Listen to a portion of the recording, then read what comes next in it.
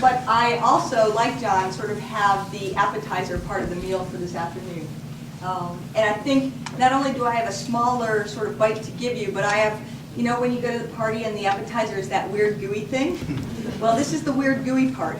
And it's the weird gooey part because unlike the folks you've heard so far today, instead of going out to take a look at the animals that I work with and the folks that I spend a lot of my collaborative time working with, the animals I work with kind of come to me. So it's a little bit different than most of the folks that we've heard about earlier today. So what do I mean by that?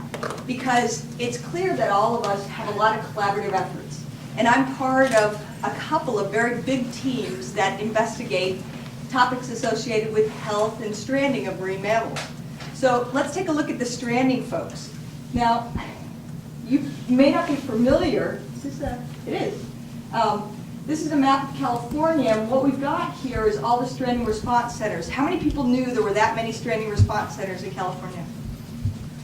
Okay, that's sort of what I expected. So we've got maybe a third of the group raise their hand, but what I think is important is not only do we have an extensive stranding response network, but these stranding centers respond to different things from live stranded animals to dead stranded animals to focusing on pinnipeds or cetaceans or a variety of different sort of focuses for each of the different network participants.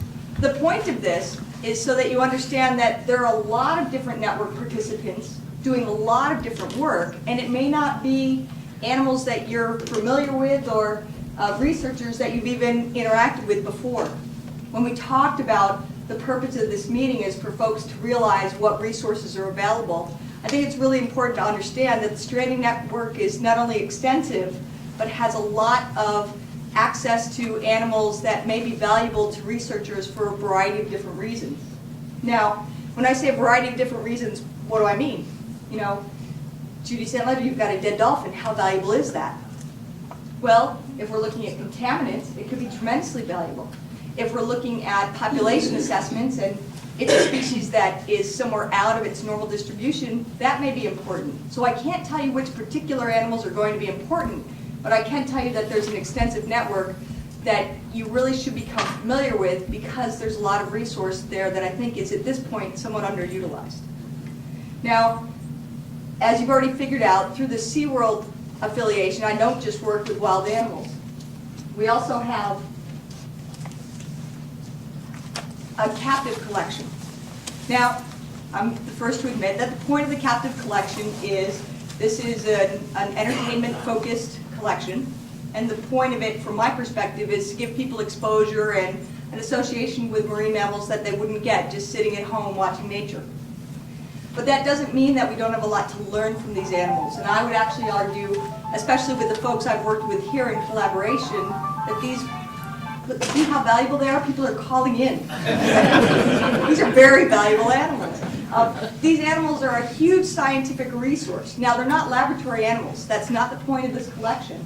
But here we have a collection of animals with a really in-depth knowledge of how the animals are kept, what these animals eat, what they've been exposed to, their relationships to one another, their health condition over a period of their life.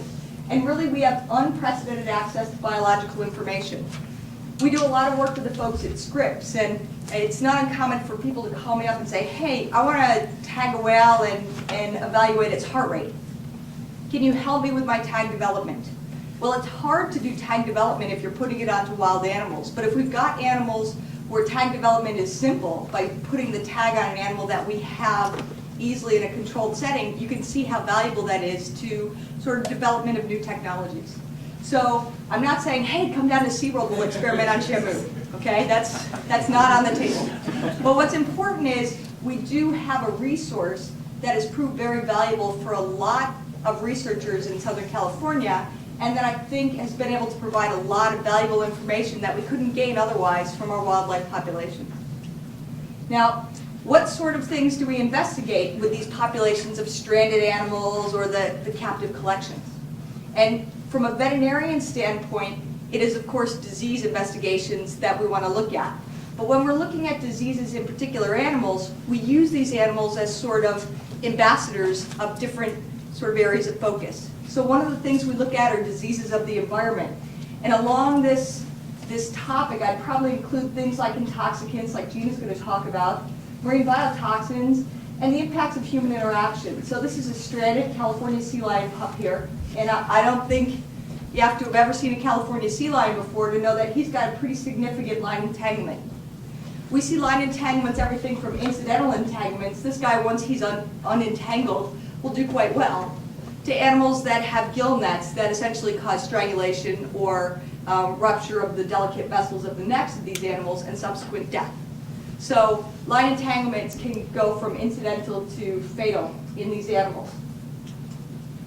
We also look at what we call diseases of the interface. So many of these marine mammals, and again, at SeaWorld we deal with both cetaceans and pinnipeds, but some of the conditions we deal with associated with the shore are not just concerns of pinnipeds. So in cetaceans, we deal with things like, this is a fungal infection called coccidioides. And coccidiomycosis is a fungal infection that's supposed to happen in folks in the Central Valley of California.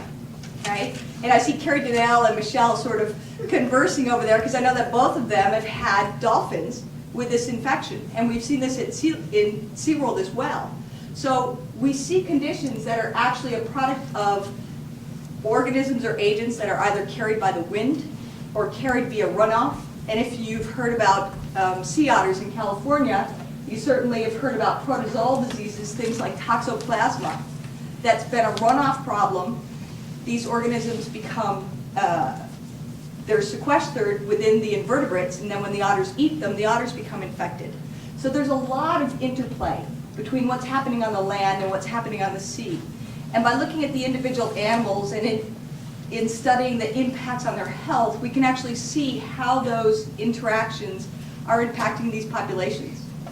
When we're looking at the health, we're actually looking at the impact on one particular animal. But when we put it all together and do sort of the big picture evaluations, things like evaluating what we're seeing in the stranding network throughout the state, that's when we can make real sort of big picture evaluations on these populations based on what we're seeing with the individual stranding animals one after another.